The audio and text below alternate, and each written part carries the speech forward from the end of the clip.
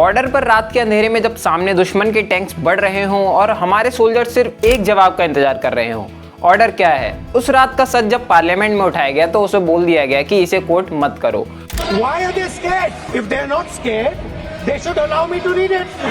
और अब ये इशू बन गया है इंडिया चाइना बॉर्डर का। पिछले कुछ दिनों से एक कंट्रोवर्सी चर्चा में है, जहां राहुल गांधी को लोकसभा में एक किताब कोट करने से रोक दिया गया। सवाल ये नहीं कि राहुल गांधी ने क्या कहा, सवाल ये है कि किस किताब से कहा और क्यों रोका गया। और उस किताब का नाम है 4 स्टार्स ऑफ डेस्टिनी, जो लिखी है एम नारावाने ने, जो 2019 से 2022 तक इंडियन आर्मी चीफ रहे। ये मेमोर उस वक्त की है जब इंडिया चाइना बॉर्डर पर टेंशन पीक पर था, यानी ईस्टर्न लद्दाख स्टैंड ऑफ 2020। अब असली इशू यहाँ शुरू होता है कि ये किताब अभी पब्लिश नहीं है। पर क्यों?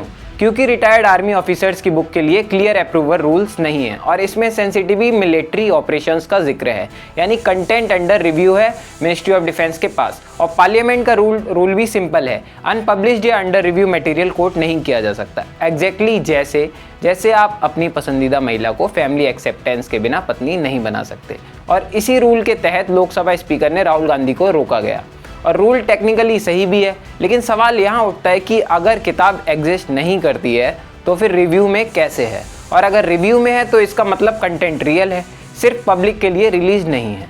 राहुल गांधी का पॉइंट भी यही था कि मैं गॉसिप नहीं पढ़ रहा हूँ, मैं एक्स आर्मी चीफ का अनुभव कोट कर रहा हूँ। अब मेमोर में लिखा क्या है, सुनिए इसको। नारावाने जी ने राजनाथ सिंह के बारे में और मोदी जी के बारे में बोला। इसमें क्या लिखा है जिससे ये इतना घबरा रहे हैं?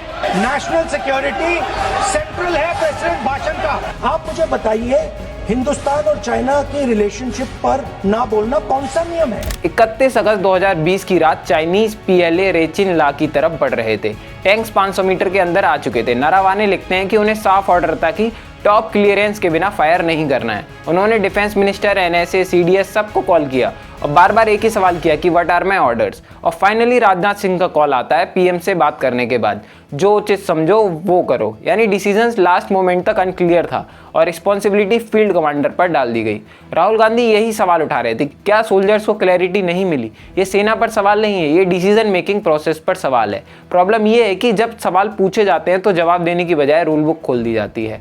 डेमोक्रेसी में अपोजिशन का काम होता है पावर को अकाउंटेबिलिटी में लाना, और अगर सवाल आर्मी चीफ के अपने शब्दों पर भेज दो तो उसे एंटी नेशनल बोल देना, और ये बहुत ही इजी एस्केप बन जाता है।